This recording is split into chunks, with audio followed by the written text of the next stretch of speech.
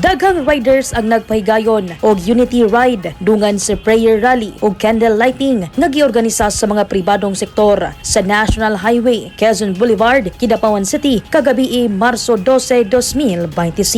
Bidagsang og nakigduyog ang riding community sa kalihukan isip pagpadayag ug suporta kang kanhi President Rodrigo Duterte. Nagikan sa nagkadaiyang munisipalidad sa probinsya sa Cotabato, ingon man sa salingang dapit ang miapil nga mga riders. Unexpected. Sukran, 100 na times na sukran sa lahat ng riders all over the Cotabato Province. Grabe ang suporta nyo kay Duterte. Grabe.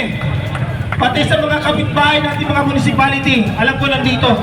Sorry, hindi lang po Cotabato Province ang sumali sa atin. Meron din Katumutawal, Maguindanao.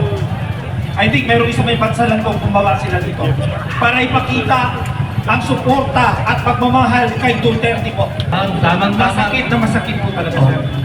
Ngayon ang nangyari, nagkaisa tayo para iparamdam ang sakit ng naramdaman ng bawat Pilipino sa ginawa nila sa ating Pangulong Duterte. Gilibot sa mga riders ang pipila ka silingang dapit sa Kidapawan City aron ipakita ang ilang pagkadismaya sa gihimong pag-aresto kang Duterte. Dili may magsugod nga ingana lang siya bang. Kabagan ba ning ikan ma'am? Kamong tuyog week lang to makilala. Full support mi kay Duterte.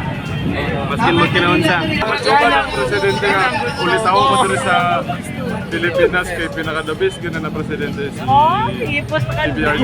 Okay lang po kay para mabot sa itong pinakamamahal na Pangulong Duterte.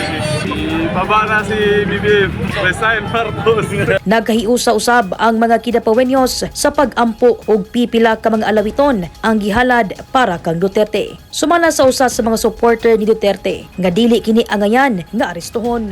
Mamporta na ako sa kay tatay dito kay ganong di ato naman siya sa kuan laing lugar nga kuan ka na wak may klaro ang ilang ilang singalan ilang balaod dito sa gawas dili dapat siya ikuan ibiten dili dito sa gawas ganun pa nag-uol dito kay nga nakaadto na dito sa gawas nga kanang bukutan man kay siya nga presidente niya wala dito siya pandiri sa kuan sa Mindanao mo gina ako nagustuhan ni Pigog kay mutabang sa mga Pilipino bari atong pandemic nga tabangan ni sa kuan tong COVID niya kanang daghan yung kay nagkuulba nga ana ang iyang kuan karon sitwasyon.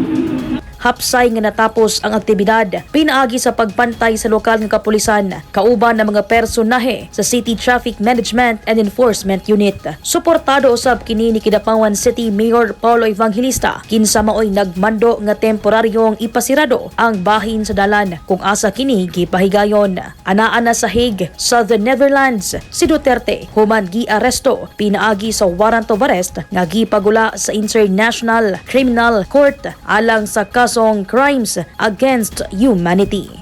Daiza Libong, Newsline Philippines, Province of Cotabato. Stay safe.